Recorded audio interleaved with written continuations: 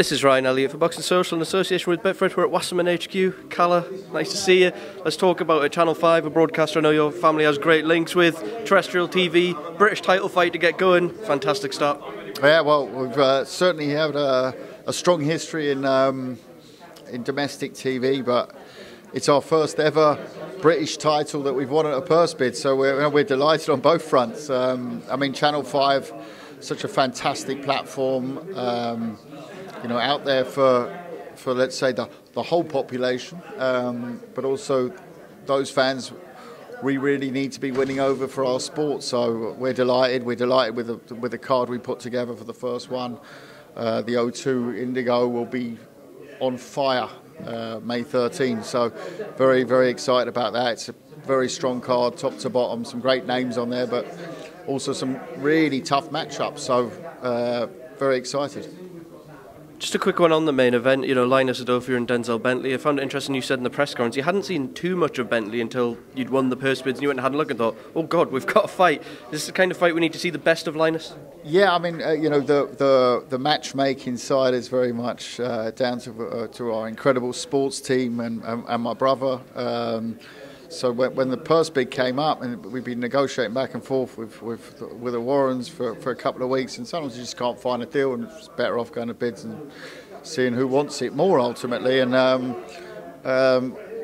said to my brother, roll the dice. We didn't know where we were going to put the fight even on that time, but it was something that we felt was a good investment. We did it, obviously on the back of promoting Linus, but I went off and then had a look at why there was such a great reaction to this fight, because there was a fantastic online reaction. It was like we'd won a world title purse bid, and I looked at Bentley and what a gladiator he is, fantastic fighter, and we know obviously what Linus brings, so very respectful between them here today. Nice to see. I think that might change a little bit in fight week, once they're cutting out those final few grams for the scales, and I like the respect between them though. It was genuine, and it's a great domestic scene in the UK at the moment at the middleweight division. I think you look at others, like Felix Cash, obviously, Danny Dignam. I'd say, don't forget Liam Williams, obviously didn't quite make it now to the world scene, but he's got some good fights left in him, and maybe the winner of this goes on to fight Liam Williams, and it's good fights to be made in a real series, and I think that's important when you're on free-to-airs to keep the names quite consistent, so looking forward to it. Just a quick one on Josh Kelly. I know it's a sign and you're really excited about. Speaking to him today, seems like he's really got the fire in his belly to come out and prove a point. How sure are you that you can steer him to world honours? I'm certain. There's nothing to tell me anything else. Yes, I can look at the loss and you learn from it. We all know Avanesian is a top fighter, world level. No one's mistake. I don't think people saying, "Oh, was Sky rushing him? Was Matchroom rushing him?" I don't think that. I think actually Matchroom, Eddie Hearn, fantastic matchmakers, Frank Smith around them, the Sky team, great people as well, and I don't think it was necessary that they got pushed too fast. I mean, it was you take those risks, and sometimes you come off worse. You've got to break a few eggs to make an omelette, and it sounds easy for us to sit here and say that, but ultimately that happens in a ring, in a physical sport.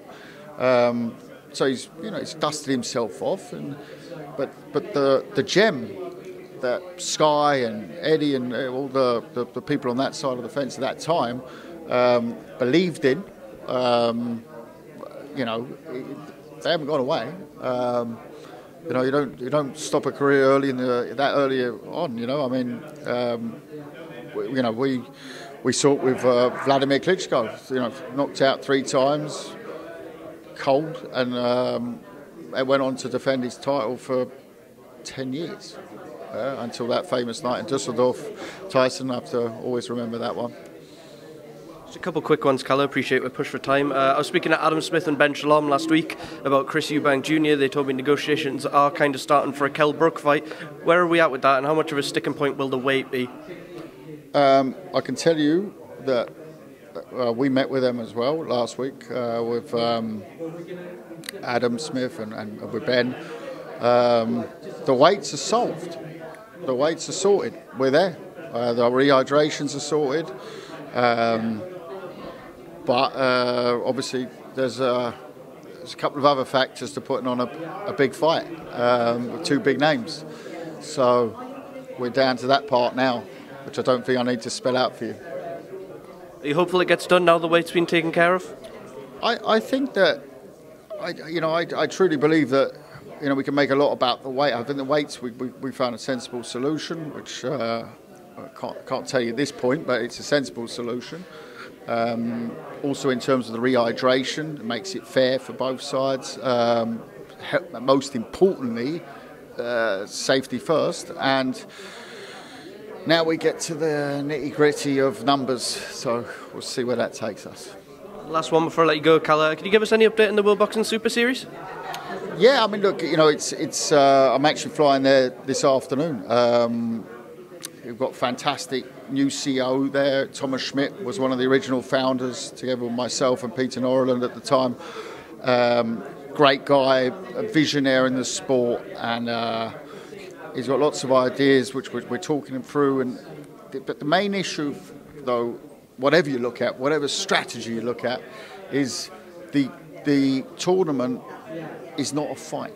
It's a tournament. It's a global tournament. So we sit here now today in the UK, easy. Put on a boxing show, get licensed, have a fight. I can tell you, promoted 2 weeks ago in Berlin. Totally different. Suddenly told it's it's masks only. We've got to enforce that. We were cut down to a certain amount of spectators. We were told no VIP. All in a fight week. A few weeks' time we're in Cologne. Then we're off to Vegas, Australia. Everywhere is different. And when you look at the World Boxing Super Series, it's not a fight night. It is a season. It is supposed to be all over the world. Do we change that strategy now to move things forward faster? It wouldn't be the right feeling for me, but at the same time, we're always looking at it, and it's there, and it will be back, bigger, badder than ever, of course. Right, Kalle, thank you so much for speaking to Boxing Social.